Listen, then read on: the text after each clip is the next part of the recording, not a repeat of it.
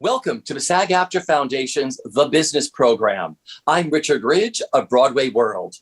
Before we are joined by our guests today, I want to let you know that the SAG-AFTRA Foundation is a nonprofit organization that relies entirely on donations to provide emergency assistance and free educational programs to SAG-AFTRA artists.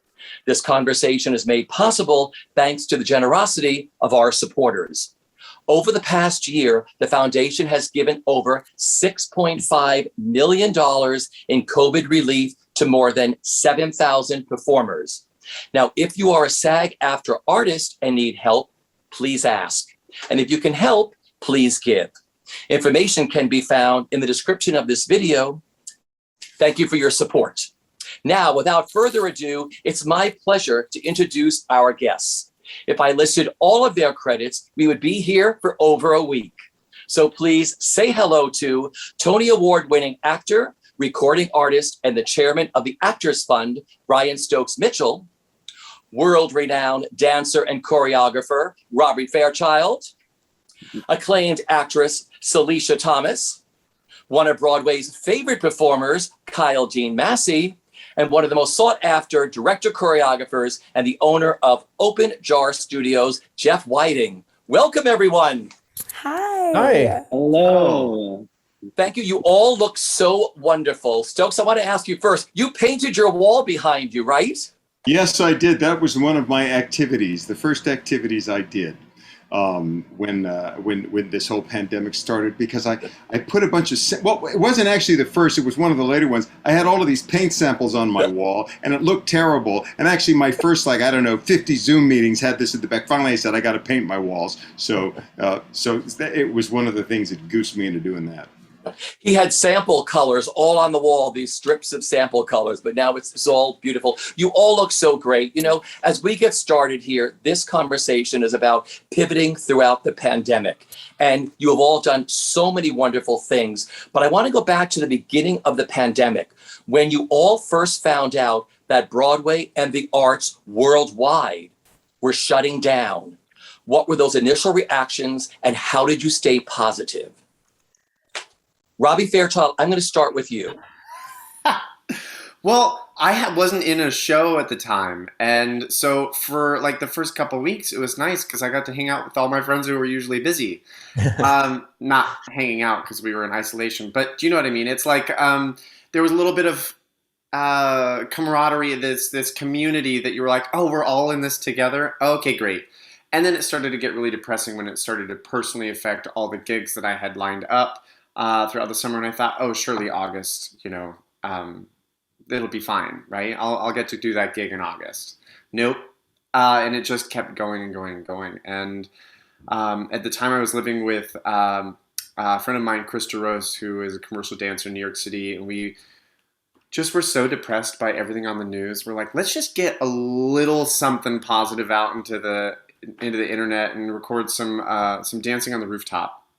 And it was the only thing that kind of kept us going, kept us happy. These moments of release. You couldn't be in a dance studio. The only place for us to be was on a rooftop that we could be together. And it was a weird and bizarre time in New York City. But I will never forget those first few weeks when everyone would clap at 7 o'clock. I had never felt so close to my neighbors, and I felt so proud to be a New Yorker. I was like, my mom was like, come home to Utah, come home to Utah. And I was like, I can't leave these people. They're my people. So it was rooftop dances for a while until, started flower shop. Rooftop dances were incredible. Stokes, I'm going to move to you because you did window singing. Please talk about the early part of the pandemic for you. Well, early part of the pandemic for me, I caught the pandemic. I got COVID, actually. I was like one of the first people that I knew that had it. There were just a few of us in the Broadway community. It kind of hit our theaters, and we're hugging on each other, spitting on each other, singing on each other all the time. So it started going through our community like wildfire, and was rather devastating. Terrence McNally was the first one we lost, and Nick Cordero, of course. I'm sure all followed his saga as well. And when I got it, there wasn't a lot of information out about COVID. And so I decided, actually, you know what I'm going to do? I'm going to go online and just kind of help demystify this disease. And so I went public with it and kind of made reports on what was going on, what it felt like, and everything. Because at that time, and I had a bad case of it. My temperature went up like to 104.8, and I called my doctor and said, shouldn't I be dead now? And he said, well, organ failure doesn't start until like 105, 106. I think you're okay, but he helped get my fever down and everything.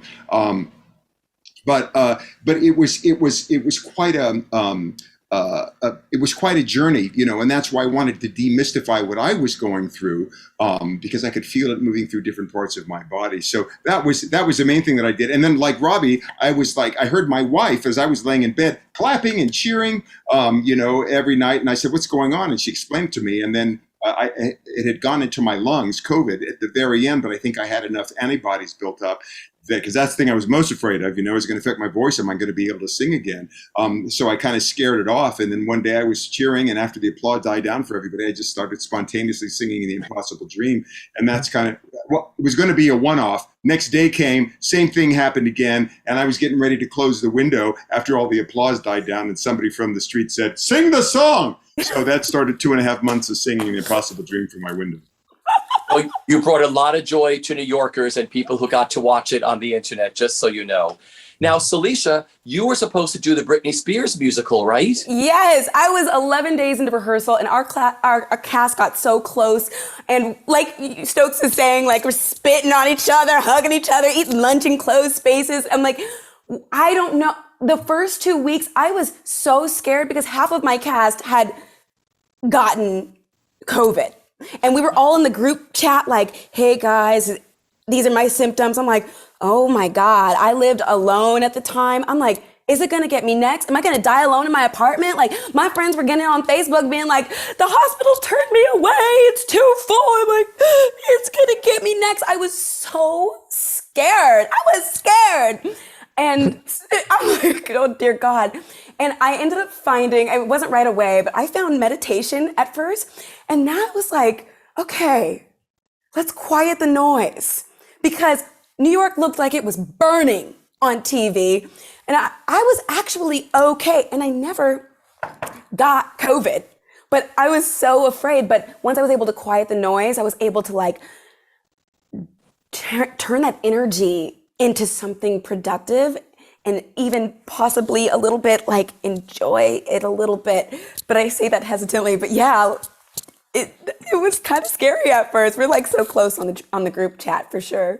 I love that. Calm the noise. Interesting, because it was very noisy for all of us. That's beautifully put. Kyle, for you, because you had just started performances in company, right? Yes. Yeah. Well, I think we were less than a week away from opening. Yeah. I want to say it may have been like 5 days even. So, you know how it is. Like, what's that line from Smash where she's like, "I can't, I'm in tech." Everyone always quotes that. That's kind of, we were just in rehearsals all day long. And so then you just keep hearing about the news that COVID is coming to New York, and it was in the back of our minds. And then it just seemed to, it hit so quickly and we all shut down.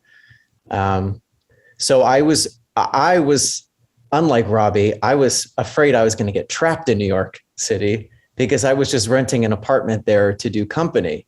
So I was able to rent like the last car in the tri-state area because I couldn't fly home because I had my 2 dogs.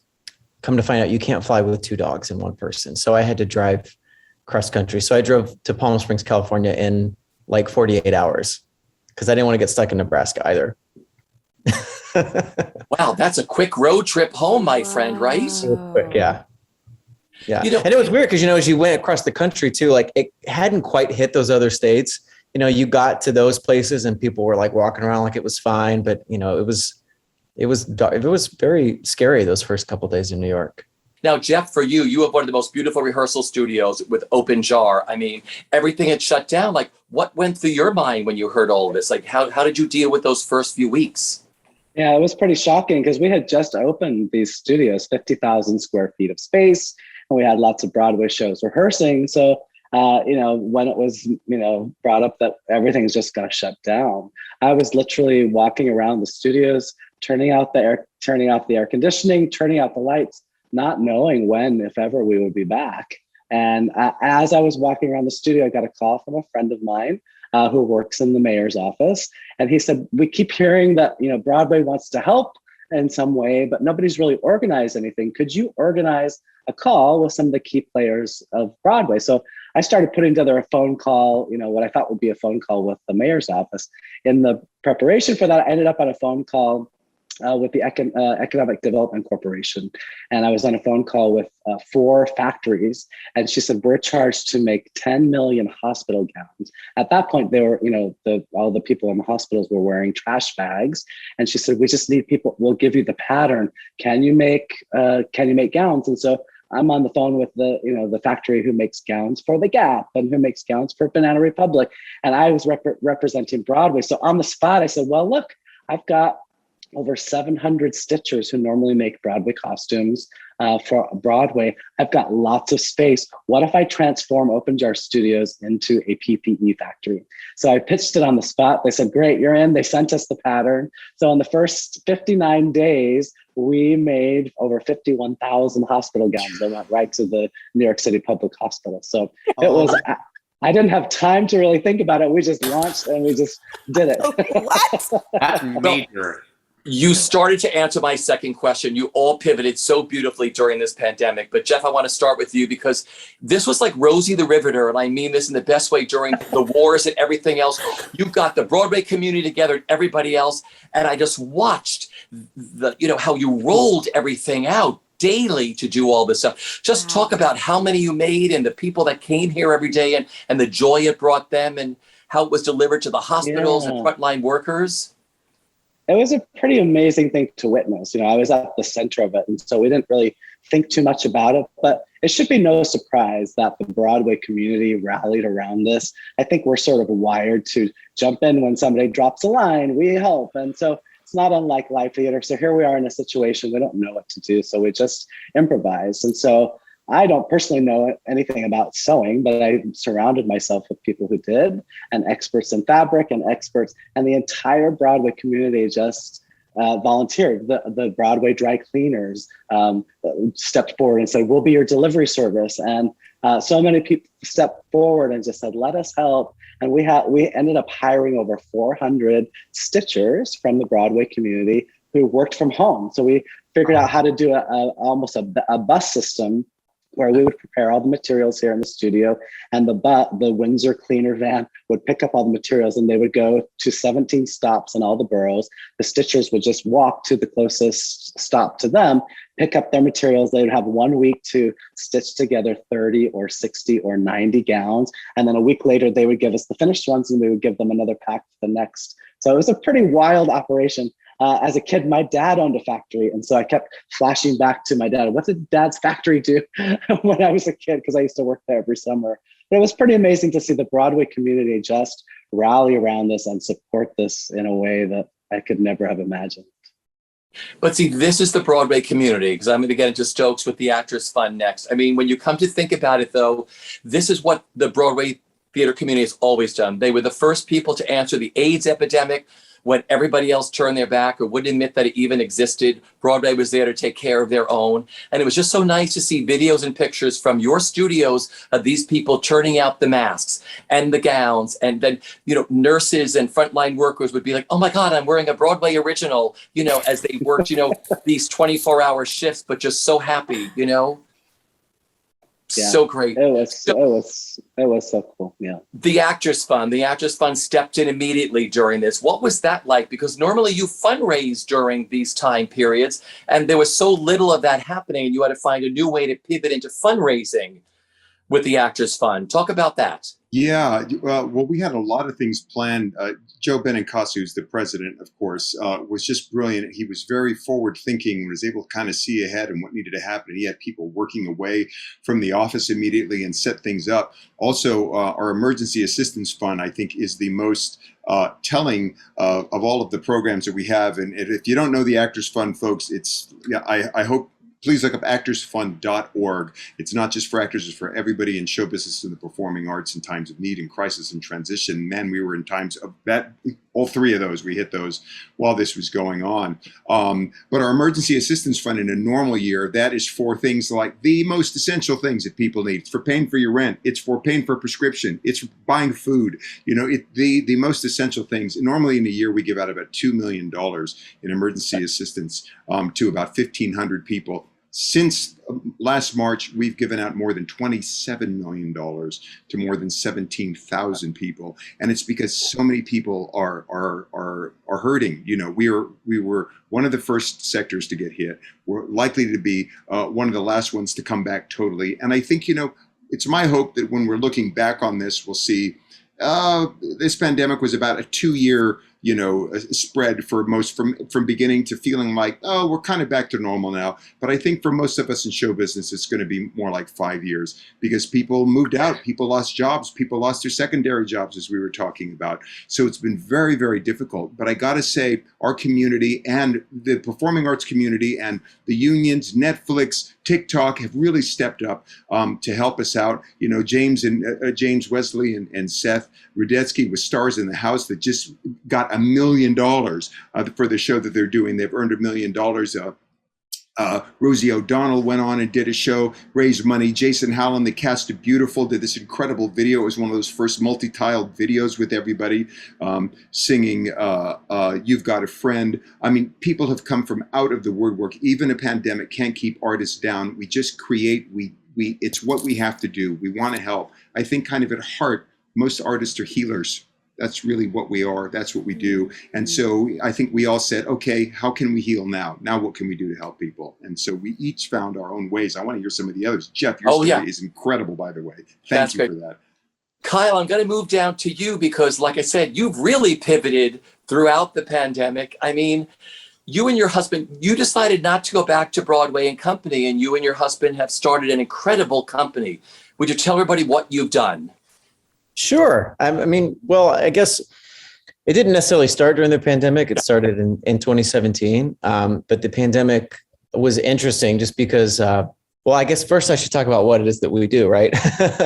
We own an assisted reproduction agency. So we're an agency that matches people with infertility issues or same-sex couples that need assistance in building their family. So we have egg donors and surrogates and sperm donors and things like that. And we work with clinics and people all over the world. And it's very incredible. It's incredibly rewarding, as I'm sure you can imagine, getting baby photos from people who've been trying for a long time. So that's what we do. And our office was in West Hollywood, and it closed during the pandemic. And when it looked like we might be going back into office, then there were protests all up and down Santa Monica Boulevard, and they boarded up our office.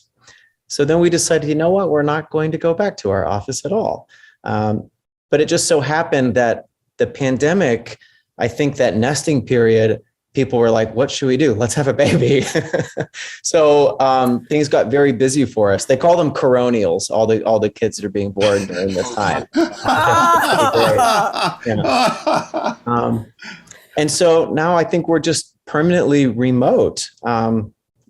We've been able to hire people that necessarily weren't in West Hollywood anymore, but yeah, that's kind of been my life. I think for years now, I go off stage and I get at my computer and I'm working on that, and I go back on stage really fast and then come back and do that sort of thing. But yeah, that's been our pandemic. So I have to say it was, my husband and I, we met doing Broadway shows. We did Broadway shows across the street from each other. I was doing Next to Normal and he was doing Finian's Rainbow. I mean, that's how we met, just going to shows at the same time. So here we are many years later. But I love that, have you had your baby yet? We're due in 2 weeks. So she's coming very, very, very soon. Yeah, it was terrible. It was terrible timing going back to Company because the rehearsals were starting literally on our due date. And I was like, oh, this can't happen. So. And there it is. So was that the deciding factor for you saying we're going to be dads the day rehearsals begin? I mean, it's a big decision you made. Yeah, it was. I think that I've been lucky enough to be in a lot of Broadway shows, for years and years. And so I think you get to become a first-time parent one time. And I really, really wanted to just let that happen and be conscious about it. And, you know, when you do have a side gig, when you do have something else that's going on, there's only so much room in your life to do things well. I think maybe you can do 2 things, maybe 3 things well. 4 is kind of pushing it, I think. So I didn't want to be pushing it on the parenthood front. Ah, interesting. Beautiful. Well, what I love about this also is, you and your husband now have a baby, and you're going to show everybody else who comes to your website's fabulous, by the way. We were all talking about this before we got started. You take people through that process because it's a big process. It's a nerve-wracking process, so you do it so beautifully. So I know people who've used your service and everything else. So I just think what you're doing now with your husband and what you have been doing is such a beautiful thing. Thanks. And, we work with a lot of Broadway people too, especially.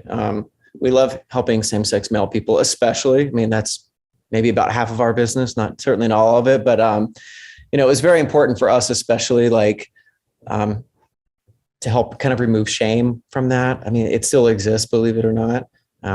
People who want to build a family and letting people have the opportunity to do so. It's great. So before we go, we'll get all the information from everybody where they can go for all the things you all do. I want to move to Robbie because Robbie, your story was so incredible when I read what happened to you during this pandemic. Please talk about starting your flower business. So, when I was doing an American in Paris and London, my apartment was right next to the Covent Garden Academy of Flowers. And I enrolled because I enrolled in the class because it was just so beautiful every time I walked by. I was like, I'm going to learn how to do this. You get flowers as a performer. How do you do it?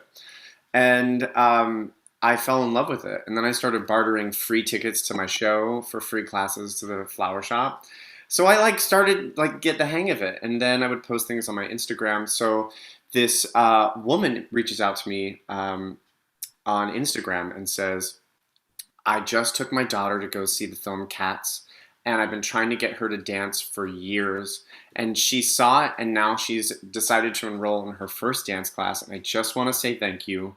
I know you like to arrange flowers. I work as a flower distributor out of Holland. I'd love to send you peonies and roses to say thank you. And I thought that is so generous. When I tell you the flowers that showed up were the most gorgeous flowers I've ever seen in my life. Peonies from Alaska, roses from South America. It was so crazy. And they showed up industrial, like the florists would get. And so then I arranged them and I thought, what am I going to do with 2 huge boxes of flowers? This is when the refrigerated trucks were in New York City. So I thought, okay, I'm going to make them for the healthcare workers at 7:00. So when I say we, I mean me. So I've turned my bedroom into a little flower station, and I'm making arrangements. And then a dear friend of mine, Rebecca Eichenberger, who we met on An American in Paris, she was my transport and takes me to Mount Sinai West, and I'm handing them out to the healthcare workers. And what I did not expect was that feeling you get when you're a performer and you have spent all that time creating something and you get to bring it to an audience. It was that communication, that moment when you finish and the audience is able to interact with you. That was next level. And I thought, okay, well, I know what I'm doing now for the time being. And so I just put on my Instagram, hey, I'm starting a flower shop called Bouquet.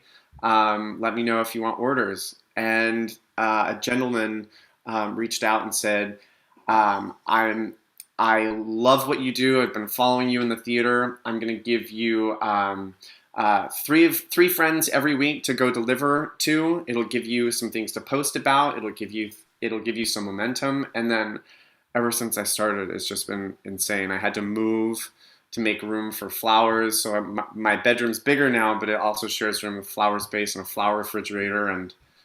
And now that Broadway's opening back up, it's really important to have this make sense. I don't want to just be doing random flowers. I want to be doing flowers that are in people's dressing rooms. I want to be giving opening night bouquets to people. And so we delivered 18 arrangements to Tony winners on Monday.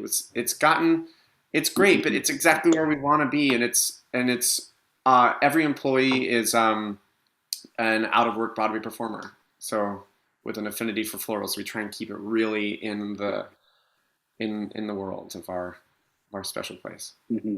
It's such a beautiful story because I looked at the pictures from your first apartment before you moved, where you had everything set up, But I mean, you're so creative at what you do, and people love flowers. They're so soothing and everything else. And I'm sure just the ones you started giving to the frontline workers were, I mean, like you said, you're giving your art away to somebody, and they're so appreciative working these, 12 and 24-hour shifts or whatever. And then you walk in with these beautiful bouquets, to these people. It just must have made you feel like $1,000,000. Making flowers is therapy, and like Stokes said, you feel called to do something. You feel called to be a part of we're balancers of energy, right? When everything's good, we're like, hey, we need to focus on something really important. And then when the world is just crashing, we're like, levity, levity, levity. Yeah. So to get to be a part of that with flowers, it's therapeutic to make, and it's therapeutic to watch somebody close their door and say, oh, honey, they're the most beautiful flowers so-and-so sent me. And the crazy stuff is when you're writing the cards and the most personal things that people say to one another is, when you're a conduit of that, you're like, oh, sign me up. Mhm. Just beautiful, just beautiful. Now, Salisha, for you, like I said, your Broadway show shut down. You started a podcast, right? I did. So I was looking for a way to stay connected because I felt so disconnected. It's like you go from the dressing room feeling you don't have to read playbill. You hear everything as soon as you get to work. And then you go from that to like I was by myself, not hearing anything, feeling so far away from my community, from my friends, and feeling really lonely. And I'm like, well, I had just got a whole sound system set up. I'm in California right now, but in New York, and had nothing to use it on. I'm like, oh, what should I do with this? Maybe I could start a podcast about what could I talk about for hours. And I thought, well, when I'm in a dressing room, we actually talk about hair so much. And it was a great way, like an excuse to call up my friends and talk, because I felt like it really is therapeutic having those one-on-one conversations. And I come from I did a lot of pageants a lot in high school, and I lost a lot, but then one day I became Miss California. And in that, in that, I always learned how to appeal to a wide group of people. But during the pandemic, George Floyd died, and I was like, damn it, I'm black. It's okay for me to do something once for just black. And the thing is, it's not even just for black people. I was just talking to girls about their kinky hair so that I could figure out what to do with my own, because I was so ashamed of my hair for years, always straightening it or hiding it under wigs and not able to embrace it. And so in starting this podcast, it gave me the opportunity to ask my Broadway friends who I'm like, you look like you love your hair. How do you do it? Where does that confidence come from? And they taught me how to love mine. And I was able to share that with people who listened, and it seemed like it helped people, which is crazy. I'm like, awesome. It was a nice exchange. So yeah, that's Black Hair in the Big Leagues that was born out of the pandemic. That is great. We have many actors all around the world watching this. Auditions, during the pandemic, let's just talk about auditions and stuff like that, turning your homes into, studios and everything else. Stokes, I'll start with you. You got this beautiful apartment on the Upper West Side. I'm like, when did you decide, do you do self-tapes at home? Do you have to send stuff in?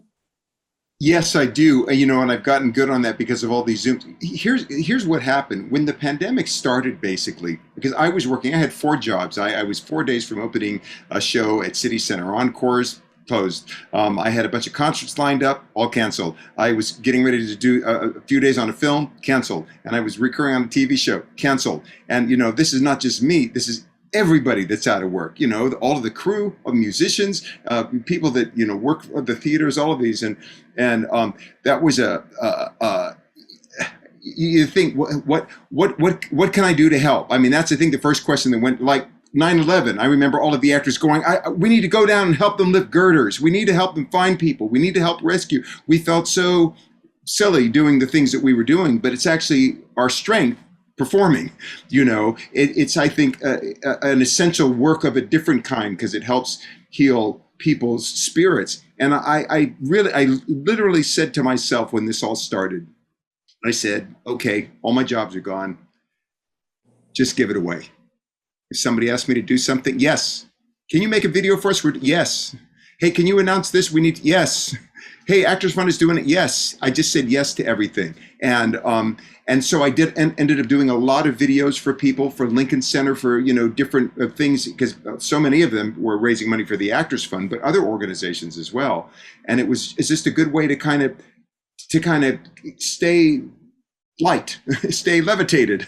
I think, Robbie, you said that, because I think that was one of the hardest things about this, is because we were all living in this state of unsurety. What is this disease? What's going to happen? Will we have a job when it's coming back? It's continued to present more questions than it has answers. So I think it was really important for all of us to kind of find that thing that brought our light to the world. And so that's kind of what I focused on. And then that turned into later on work as well, surprisingly. Some things that I did, somebody said, hey, we're doing this, or I'm doing this animated series, will you do this? So it ended up being, but that was not the intention at all when I was doing it. It was just, let's just give it away. Everybody needs help now. Everybody is hurting. What can we do? And so that for me, that's kind of what got me, I think, through this whole thing. If in times of struggle, if you want to feel better, help somebody else. What's the saying? The man with no shoes feels grateful when he meets the man with no feet. There's always somebody worse off, and there's always people that we can help, no matter who we are or what position we're in. Beautifully put. Robbie, I know you were doing those beautiful rooftops. Did you have to audition? Did you do self-tapes at home during this while you were doing Flowers too? Yeah, I did. I was trying to do it all. I just feel like life anymore is just throwing spaghetti on a wall and seeing what sticks. It's like, let's get real. It's exhausting. It's exhausting, and it's hard to it's when. I will always consider myself a dancer first and foremost. Yes, sometimes I put a mic on, sometimes I sing in a little melody, but first and foremost, I'm a dancer, and I'm proud to be one. And it's really hard when dancing requires studio space, when dancing requires bodies to dance with. So it's like, unless you're being led by somebody who's figured out how to create the bubble outside of New York, where you all have hotel rooms and there's protocols and you're all going to quarantine for a certain amount of time, I just have to be really honest, it was really depressing. It was really depressing to also, sorry, I'm going to be a Debbie Downer. I will bring the levity, I promise. You're starting out in the world of acting and you're doing self-tapes, and every A-lister is available. So there are no jobs. The pool just shrunk, and it got full with everybody. So it was, it got to a point where I would get self-tape requests and I'd just go, what for? And I had to really fight to keep my hope alive, and to think, yes, I'm waking up at 6:15 in the morning and I'm going down to the flower market, and then before I assembled a team, I was making the arrangements all day, and then I would borrow my sister's car and I would go drive around, sometimes into Brooklyn, into Queens, and I'd get home at 8 o'clock in the evening, and at least I would feel like I'd done something and I felt fulfilled. But I know that I'm more than just flowers, like what I trained my whole life to do, is to perform. So I really had to fight to keep the dream alive and stay ready, because, and those opportunities did come. Those opportunities came, and I had to stay in shape for them too, because you never know when the call happens. Right? You never know when the call's going to happen, and they're like, okay, you got to do this here and then. You're like, oh, wow. Okay. So it was a struggle, but there is that fighter in every performer that you just tap in and you go, it's showtime. And there may not be a camera on me right now. There may not be an audience, but I know there will be at some point, and so I just gotta believe. And that kind of fighting spirit is the only thing that's kept me from saying yes to those self-tapes. Maybe this one will happen. Maybe this one. And it's just spaghetti on a wall. You never know. I want to thank you for being so honest about this, because I was having this conversation before we started this whole thing. It seems like now that this pandemic, that everything's opening up again, everyone's starting at the same level. People who would normally get 2 or 3 lines on a blacklist or a dead ringer are competing with, a major star that's now taking these jobs. Everyone's competing for the same thing, and it's very frustrating. And like I said, Robbie, we have so many actors who are watching this that are all in the same ballpark, saying, am I ever going to get my shot now that it's come back? So I thank you for being so honest with that. Kyle, like for you, were you doing self-tapes in Palm Springs or whatever? I mean, were they frustrated? Absolutely. Were they like, where am I going to shoot these things? Am I ever going to get this job? Is it worth doing? Like, what kept you positive during making these? Oh gosh. I mean, I feel like I was so thankful that I had like a job to occupy my time, because we would get on these big Zooms with the company, and we would run the show once a week for like the first month or maybe even 6 weeks. What? Of the pandemic, thinking, well, because we all thought it was going to be like a month, we were going to be back and we were going to like be opening. So we wanted to like stay fresh. And so we got on there, and like as each week progressed, you could like see people losing hope and faith. And they were, like Robbie said, it's depressing, and I was just very thankful that I had a job, like a source of income to keep me busy during the day. But to speak to the self-tapes, I mean, a lot of them, it was like, let's go shoot a movie. It's going to shoot in some other country, and you're going to have to go there for like a month before and a month after to do these things. So it's like you could have one line in some movie, but it's taking you away from your family for like 3 months. And that was the part that was like killer to me. That is what made me not want to do them, because I'm like, for what? For one line, and I'm going to have to go be quarantined in Vancouver for 3 months. That was tough. It was really tough to get those off. I definitely did some. And luckily we have the technology now that we are able to do it. I mean, how long have we been doing self-tapes at home? Like, it hasn't been that long. I mean, we used to have to go in for every single thing, and now we had the ability to do it. So at least the timing was right there. But the motivation was tough. Yeah, beautifully put. Salisha, for you, like, turning your house into a self-tape studio and staying positive, trying to make them, or saying, is it worth sending in? Right. I was like, I've always hated self-tapes, and now I was like grateful to get the self-tapes. I'm like, oh, I didn't get many at the beginning. Stokes, you mentioned Jason Howland putting the thing together for Beautiful. I was in that. I spent 8 hours putting my little video. I was so bored. I was like, I got nothing but time. I did costume changes. That was the beginning of the pandemic. I'm like, yeah, I'll do it for free. Now I'm like, where's my paper?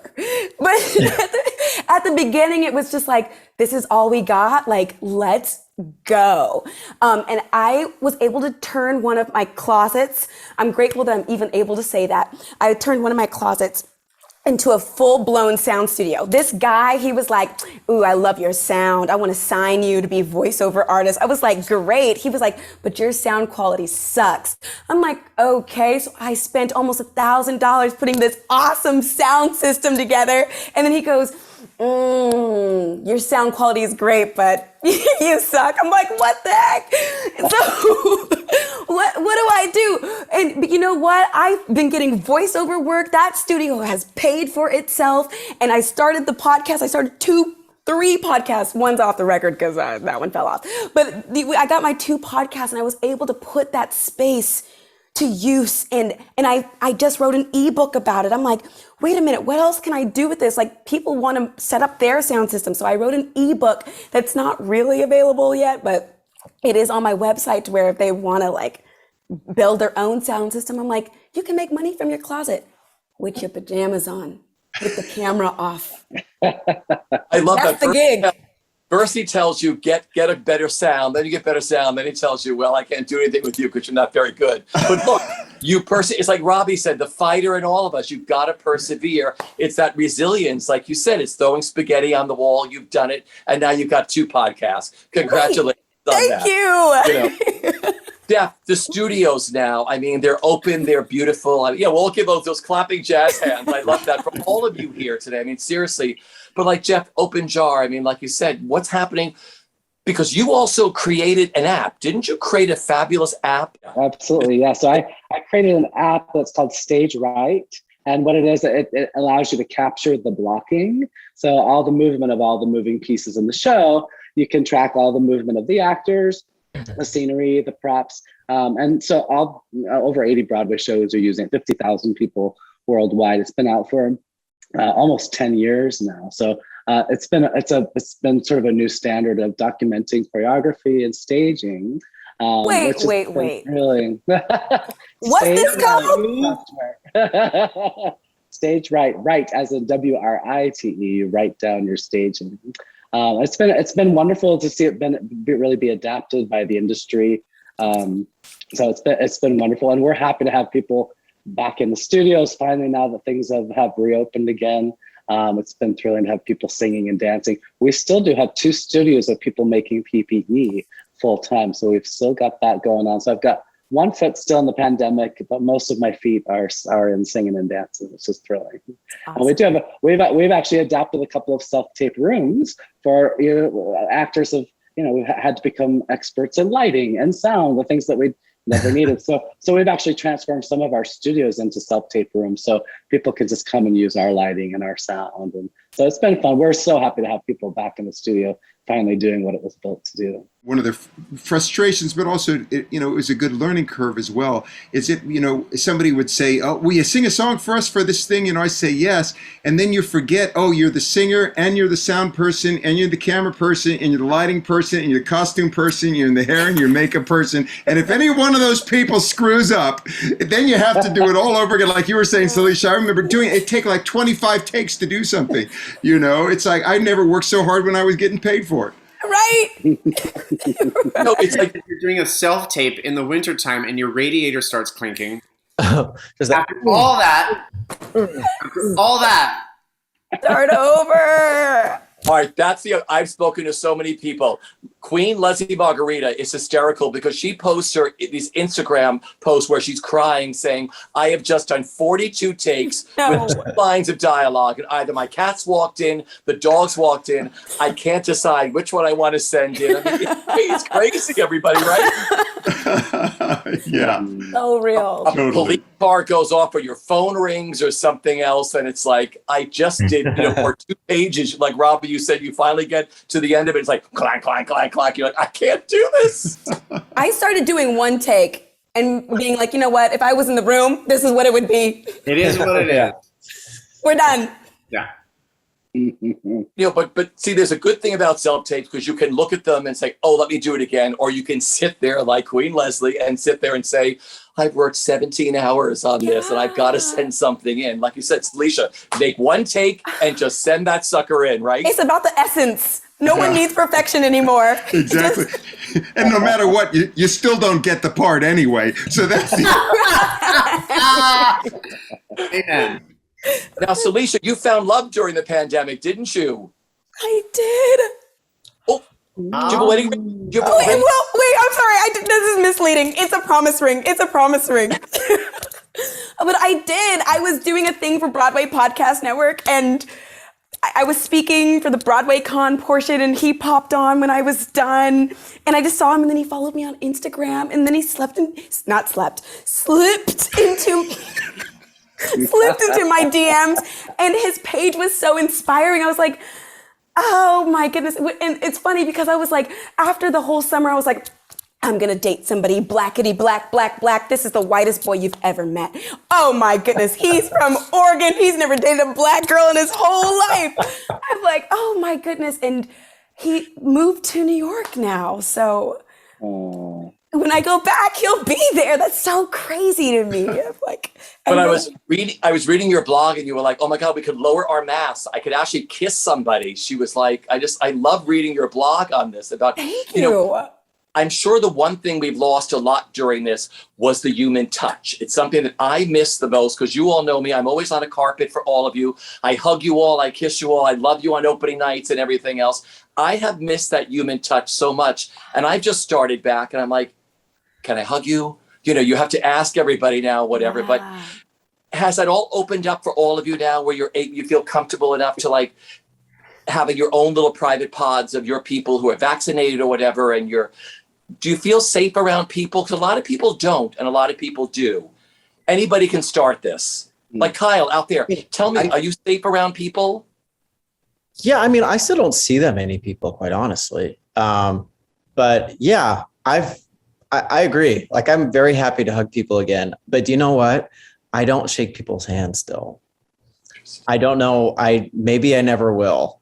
I don't know. Like I'll fist bump it out or elbow bump you, but like I just feel like I'm not there yet for handshaking. And I miss that. I really do. I miss that ritual of doing that. It's very like formal and Yeah. I don't know. I do, but maybe agree, we'll become Kyle. like the Chinese and maybe we'll bow or something. I like that too.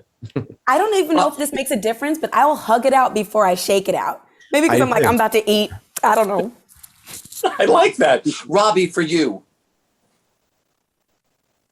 So I was lucky enough to get to perform with Stokes on the Tonys, and I was unbelievably stressed out because here is an opportunity to get to perform, and there were some people in my sphere who were vaccinated and got COVID, and I wanted so much to be a part of the celebration, and there was just no assurance that, you know, I became a little like crazy about it, about like my hands are so dry still for the 2 weeks that I found out that I was going to perform.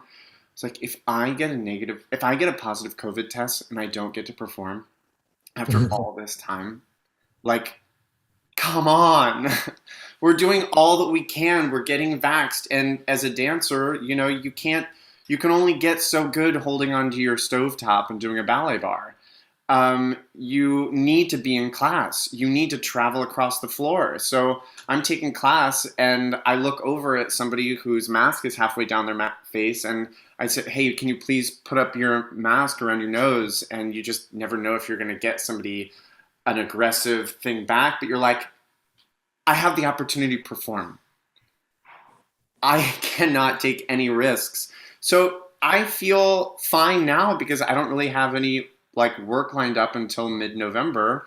So I feel okay to go and see my friends. I feel okay to be in a setting inside with a few people without a mask. That, you know, you're in your pods, but you know, when your pods start getting COVID and you're like, I want to perform, what do? There's no insurance. You don't get paid. You don't perform, you don't get paid. So that's the thing that really stresses me out still. You know, I hope that there will be some sort of relief for people who lose out on jobs because they're vaccinated and they get a positive COVID test. Is there anything that you can do for that? I mean, money doesn't take place of getting to perform on the Tonys. That's not it. That's like what you live for, these moments to get to be with your family and celebrate. So that's my kind of like hope for the future, is that we can have some sort of relief from that, at least financially. You know, if it's not, you don't get to perform, but at least there's not that financial risk too. Yeah, beautifully put. Stokes, for you at the Tonys the other night, so beautiful. Like I said, your performances and everything else. Mm. Was it like being around people again and everything? What was it like for you? Well, first it was great. We were carrying a weight because we were part of the in memoriam section, which was like, this year was devastating because of all of the people that we knew. I think there was not a person in that theater that probably didn't know 75% of the people on that last drop that dropped, and I think there was something like 530 names on it or something. It was just like, and you go, oh, and that person and that person. So yes, it was also a great celebration of life to be there and to see all of our friends and to be able to hug all of our friends. And one of the crazy things is, Kyle, I don't even know how to shake hands anymore. You just do this and then somebody does this, or you don't do that, or nobody does anything, or they do that. It's like, yeah, so it's like, what do we do? But it's just so great to be in the room with people. But one of the things that I learned, actually, and I learned this when I had COVID, we were really proactive in our house. I wore a mask, if I went out in the living room where the family was, because I was shut in my room, they put on masks, we were washing hands. My wife and my son did not get COVID. My son and I share a restroom. So just the simple act of wearing a mask works really, really well. It's funny too, because after I had COVID, I remember thinking, oh, great, I don't have to wear a mask anymore. I can finally, go out and be free again. And no, because again, more questions than answers. So it's been such a roller coaster for all of us. It was really great to be in and as I like to say, to see people in 3 dimensions and hug them and touch them. And some people, during this time, I was one of the founding members of Black Theater United, which happened because of George Floyd, the murder of George Floyd and Breonna Taylor, and too many before and too many since. But when I was talking to Audrey, she said, I'm so excited to meet Shelley Williams. Shelley is one of the other founding members. She said, this is the first time we've actually met each other in real life. We've been meeting for thousands of hours on Zoom. So that was the other thing. And it was such a beautiful celebration of our industry and resiliency and tenacity as well. I think it's my favorite Tonys ever that I've done. But another quick little coda to that. I started doing a bunch of shows with where everybody was vaccinated and going to them. One was the celebration that we had. I went to Bruce Springsteen the opening night and people were vaccinated, so we weren't wearing masks. About 4 days before my first concert was booked, I got a cold. And I thought, just like you, Kyle, you're not going to shake hands anymore. I don't know if I'm going to any place without a mask anymore, because you forget, oh yeah, there's also cold and flu and other things that can affect us too. But I think, just that one simple thing is what's making it. And thank God for the scientists and all of the people that gave us the vaccines and, have been helping us to get well too. Jeff, running a beautiful rehearsal studio with all these rooms, people coming back again. Do you feel safe? Is it weird sometimes? What's it like? Yeah, I think because we immediately turned into an essential business. So, the city gave us the protocols immediately. So all throughout the shutdown, we were operating. So we were, taking temperatures daily, following the protocols. So once we finally were able to, reopen for singing and dancing, we just kept following those protocols. So the staff here, we check temperatures every day. Now that vaccinations are a thing, thank you, scientists. Now we check for vaccination status and we do a health screen for everybody that comes in. And so I think that there is a level of security. Of course, there's no way to know what's truly safe, but that you take all the precautions and you clean as much as you can. There's something about the act of being in the same room together, creating this thing, theater together. You can do it over Zoom. We did it for 18 months, but there's really nothing quite like being in the same room, creating with one another. So it's thrilling to see us with science on our side being able to allow us at least to be in the same room and to finally create again. Beautiful. Salisha, no handshaking for you, right? No, it gets awkward sometimes. I'm like, I feel like they understand, right? I'll follow you on Instagram. I'm trying to make up for the awkwardness. But yeah, I think I definitely keep my mask on, try to keep my distance. It feels safe. There's the appearance, it feels safer here in California. I don't know if it actually is, but New York, it's like people are in your face. It feels much more close in your face and apparent. So I'm always just about hand sanitizer. You stay over there. Final question for all of you is, I'll start with Kyle. What advice would you give to the actors and all the creative people who are watching this of how to stay positive and resilient? And what have you learned about yourself during this shutdown? It's a big question. I think one thing that everyone has kind of discovered, at least, is that as a performer, whether it's a dancer, a singer, an actor, we have a lot of skills, lots and lots of skills that go far beyond just being on a stage or being in front of a camera or being in a sound booth, whatever that might be. We can harness those skills into all kinds of different things and be successful and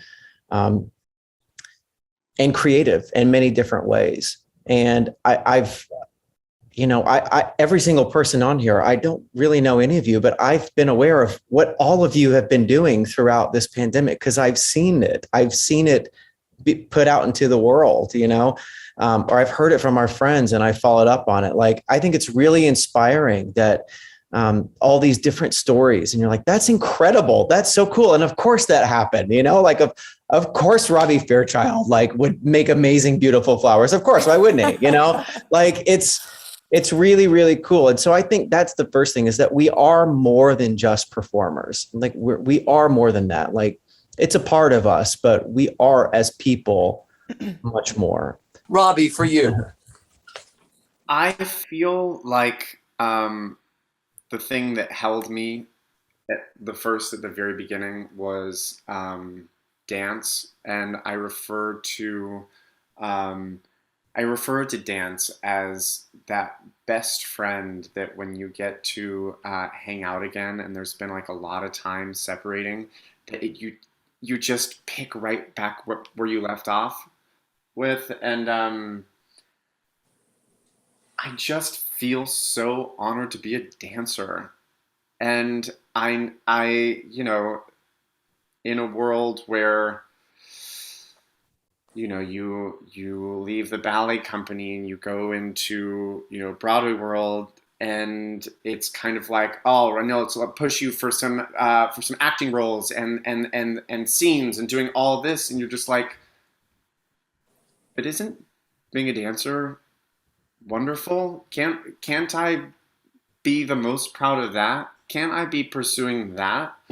And when everything fell and dance was right there, I just was like, I will wear my dancing badge with so much honor, because it's the one thing that held me up when I was just the most frightened. And I think, like Kyle said, the resiliency and the creativity in a performer, the ability that we all have to figure out how to get from A to B when you have all of these obstacles, and that journey can be just as rewarding, and you can find different versions of happiness through that without needing to be in a ballet studio, without needing to have a stage. I think that was really important for me. Your dancing career doesn't last forever. What are you going to do when your knees don't work? What are you going to do when it all happens?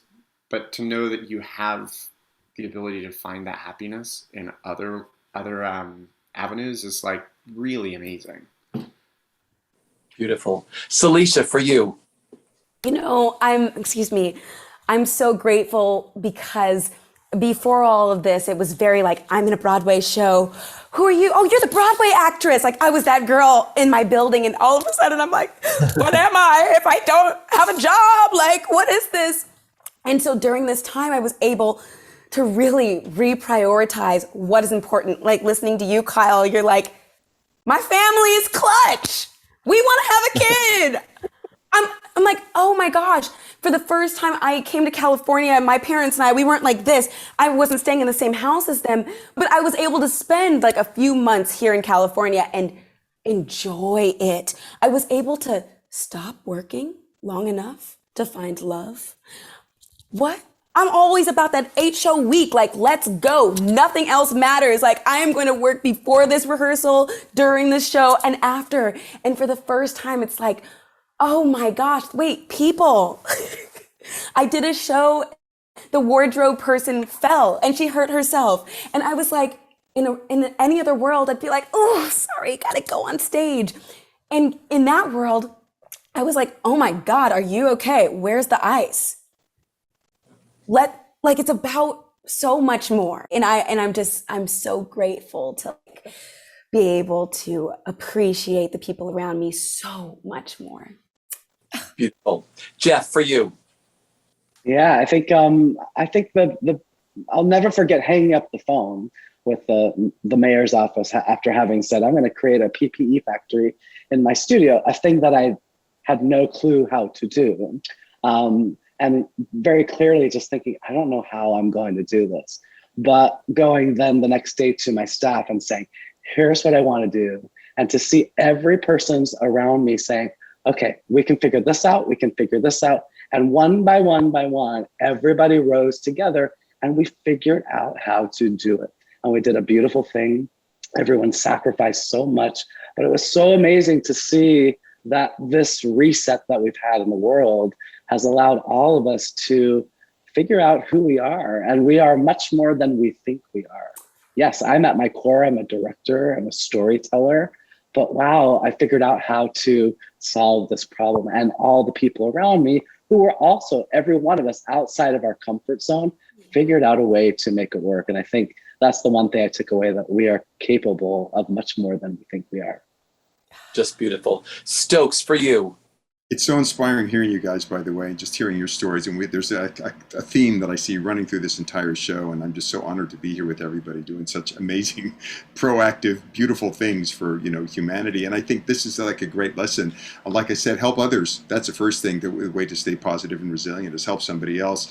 Also, learning something new, like you're saying, Jeff. I mean, there's so many things to learn. You know, whether it's Zooming or or film editing. I learned some of that this year. I learned a breathing meditation as well. This guy named Wim Hof, and I do ice baths like you do, Robbie, after a show. You know, and it's like you start. I took this internal journey because I you know, kind of been looking, I think we all have been looking philosophically at this year, and this has been like the most yin-yang year of my life that I've ever lived in, you know, and one of the things I like about that Tai Chi symbol is within the yang, there's a yin, within the yin, there's yang, within the good, there's the bad, within the bad, there's the good. And there's something to see in all of these things. And also, one of the good things that's happened with this is we've all gotten this great, nature has given us all a reset button.